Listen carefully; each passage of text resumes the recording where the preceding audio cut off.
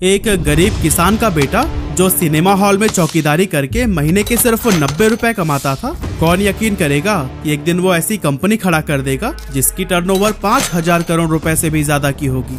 सुनने में ये थोड़ी फिल्मी कहानी सी लगती है, लेकिन इसे सच कर दिखाया है 10वीं पास चंदू भाई ने, जिनके पास एक समय किराए के लिए 50 रुपए तक नहीं थे, लेकिन थिएटर की सीट साफ करके, फिल्मों के पोस्टर्स लगा के और कैंटीन में सैंडविच बेचकर ये गरीब लड़का आखिर इतना सफल कैसे हो गया कि गुजरात की सबसे बड़ी वेफर कंपनी बालाजी वेफर्स का मालिक बन बैठा। ये सफर कितना स्ट्रगल से भरा रहा और इन्होंने कौन सी स्ट्रैटेजीज अपनाई कि इनका सबसे बड़ा कॉम्पिटिटर लेज भी इनके सामने हारता चला गया, सब कुछ हम डिटेल में जानने वाले हैं आज के इस वीडियो में।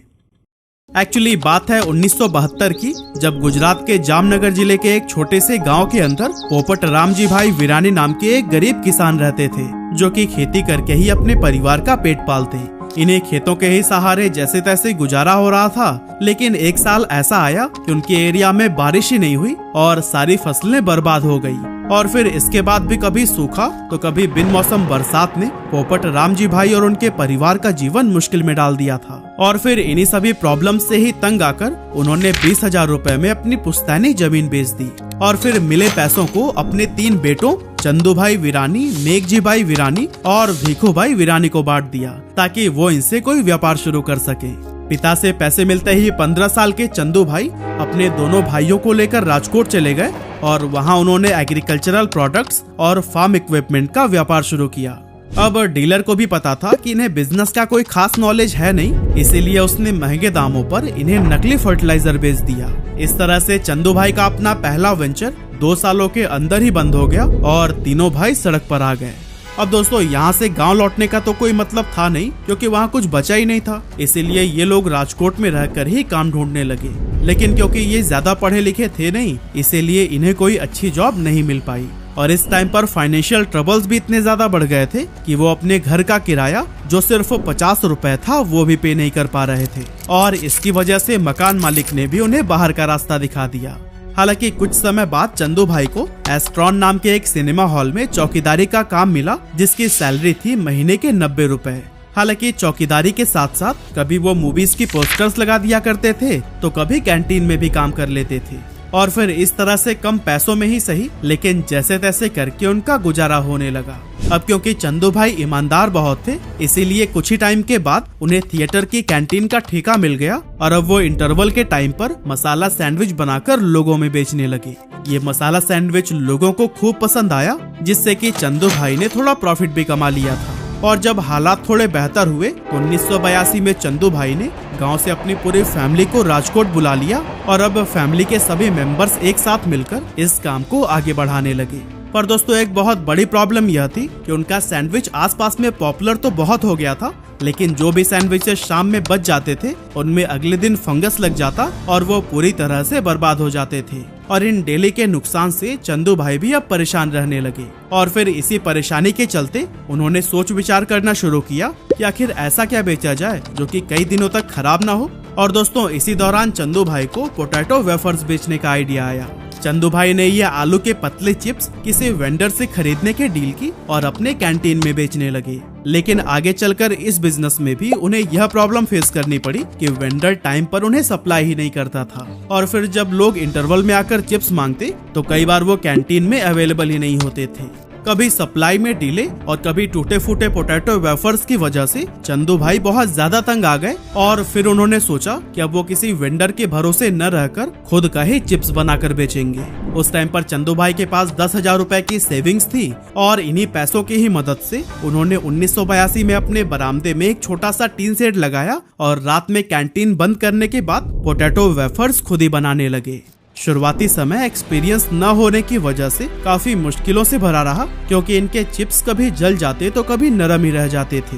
लेकिन कुछ दिनों की मेहनत के बाद आखिरकार इन्होंने परफेक्ट पोटैटो वेफर्स बनाना सीख ही लिया। अब घर पर ही इन चिप्स को बनाने की वजह से चंदू भाई क्वालिटी को भी कंट्रोल कर पाए, जिससे कि इनकी बिक्री काफी तेजी से बढ़ने लगी। इनके पोटैटो वेफर्स की लोकप्रियता को देखकर थिएटर ऑनर ने चंदू भाई के साथ में पार्टनरशिप कर ली और जल्द ही ये 3 अलग अलग थिएटर्स की कैंटीन को भी चलाने लगे।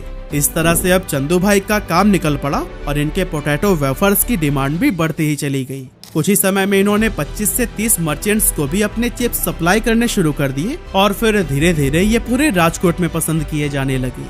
लेकिन दोस्तों मार्केट में और भी कई सारे लोग थे जो कि वेफर्स बनाकर बेच रहे थे। ऐसे में अपनी अलग पहचान बनाने के लिए चंदू भाई ने 1984 में अपने पोटैटो वेफर्स को एक नाम देने की सोची और फिर नाम का आइडिया उन्हें उनके कैंटीन के बगल में मौजूद एक हनुमान मंदिर बालाजी से मिला और फिर इस तरह से बालाजी वेफर्स नाम के अंडर उनके ये पोटैटो वेफर्स आने लगे। लेकिन ये तो बस अभी शुरुआत थी, क्योंकि इतनी सारी कैंटीन्स और मर्चेंट्स से जुड़ने के बाद इनके वेफर्स की डिमांड और भी ज्यादा बढ़ने लगी और एक समय तो ऐसा आया कि परिवार का हर सदस्य दिन रात मेहनत करके भी डिमांड को फुलफिल नहीं कर पा रहा था। ऐसे में चंदू भाई ने सोचा कि क्यों ना वेफर्स बनाने वाली मशीनरी लगाई जाए ताकि कम समय में ज्यादा से ज्यादा प्रोडक्शन किया जा सके। इसी सोच के साथ जब वो मशीन खरीदने पहुंचे तो उन्हें पता चला कि ये तो बहुत ही ज्यादा महंगी है, लेकिन इतने पैसे तो उनके पास थे ही नहीं। तो आखिर अब क्या किया जाए? काफी सोचने समझने के बाद उन्होंने मशीन की फंक्शनिंग को समझना शुरू किया और जब उन्हें समझ आ गया कि ये काम कैसे करती है तो इन्होंने करीब 5000 रुपए में बाजार से अलग अलग पार्ट्स खरीदकर खुद ही अपने लिए पोटैटो पिलिंग और चॉपिंग मशीन बना डाली। और दोस्तों अगले कुछ सालों तक इसी मशीन के सहारे ही इनका काम चलता रहा और इनका व्यापार भी ग्रो करता गया। राजकोट में एक्सपेंशन के बाद अब चंदू भाई चाहते थे कि इनके वेफर्स देश के बाकी एरियाज में भी पॉपुलर हों, लेकिन इसके लिए जरूरत थी एक बड़े लेवल पर प्रोडक्शन की। इसीलिए 1989 में इन्होंने बैंक से करीब लाख रुपए का लोन लिया और गुजरात का सबसे बड़ा पोटैटो वेफर्स प्लांट खोला। हालांकि उनका ये कदम काफी रिस्की था, क्योंकि उस दौर में बड़े इन्वेस्टर्स या फिर अमीर लोग ऐसे नए वेंचर्स में इन्वेस्ट करने से कतराते थे। ऐसे में अगर लोन लेने के बाद भी बिजनेस नहीं चला तो फिर लॉस का सारा बोझ उन्हें खुद ही उठाना पड़ता।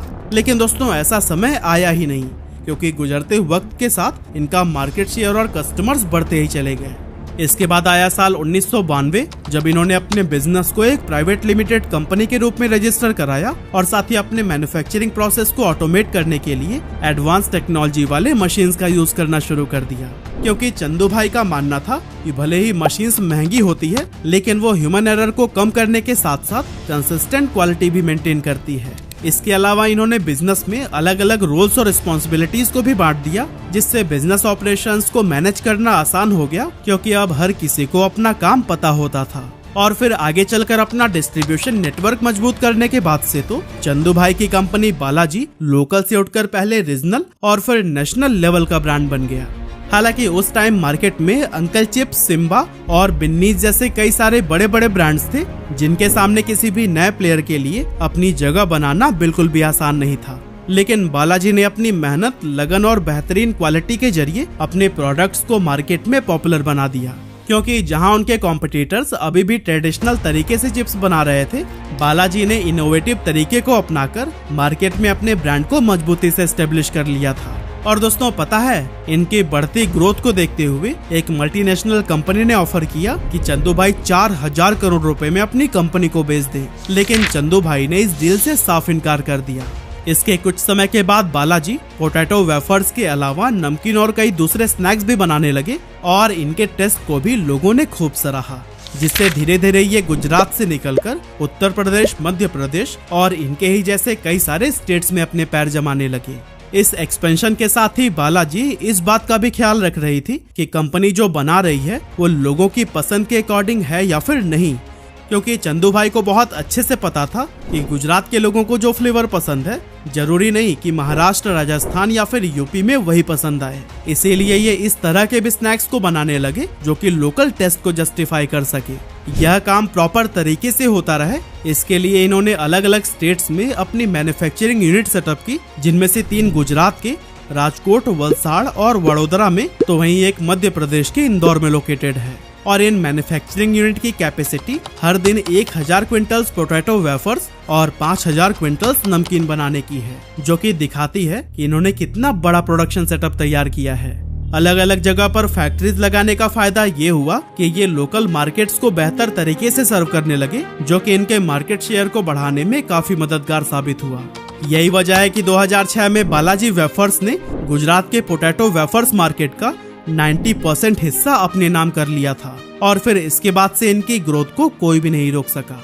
हालांकि तभी अचानक 2011 में कुछ ऐसा हुआ जिसने कंपनी की मुसीबतें बढ़ा दी, असल में बालाजी के सबसे बड़े कॉम्पिटिटर पेप्सिको ने इनके ऊपर केस फाइल कर दिया।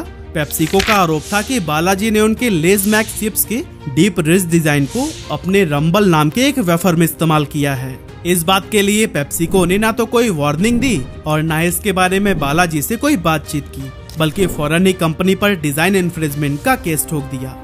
मतलब आप खुद ही इमेजिन करिए कि एक इंडियन ग्रोइंग कंपनी के ऊपर मल्टीनेशनल जायंट का अटैक। बहुत लोगों का मानना था कि ये केस पेप्सिको ने फ्रस्ट्रेशन में किया था, क्योंकि बालाजी की बढ़ती पॉपुलैरिटी का असर इनके भी स्नैक्स पर पड़ने लगा था। खैर रीजन जो भी हो, पर चंदू भाई ने हार नहीं मानी। इन्होंने पेप्सिको के एलिगेशंस का सामना किया और कोर्ट में आर्ग्यू किया कि पेप्सिको सिर्फ इन्हें इसलिए टारगेट कर रहा है क्योंकि बालाजी वेफर्स की ग्रोथ बढ़ती ही जा रही है। लेकिन इन सब दलीलों के बावजूद हाई कोर्ट का फैसला पेप्सिको के हक में आया और कोर्ट ने बालाजी को अपने चिप्स का डिजाइन बदलने का ऑर्डर दे दिया। इस फैसले के बाद से बहुत सारे एक्सपर्ट्स को ये लगने लगा कि अगर वेफर्स की पैकेजिंग का ही डिजाइन बदल गया तो ये स्टेप उनके ब्रांड के लिए काफी नुकसानदायक हो सकता है। लेकिन चंदू भाई ने कहा कि लोग बालाजी के नाम पर भरोसा करते हैं, न कि पैकेजिंग, डिजाइन और लोगो पर।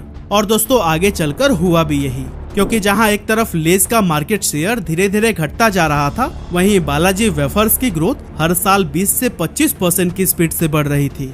2019 तक आते आते कंपनी के पास 65 से ज्यादा प्रोडक्ट रेंज थी और इनकी रीच छोटे छोटे गाँव से लेकर बड़े बड़े शहरों तक फैल चुकी थी। इसके अलावा इनका डिस्ट्रीब्यूशन नेटवर्क भी 1225 से ज्यादा डीलर्स तक पहुंच चुका है। और हाँ, द इकोनॉमिक टाइम्स ने इनकी इसी ग्रोथ और लोकप्रियता को देखते हुए इन्हें सुल्तान ऑफ वेफर्स का नाम दिया।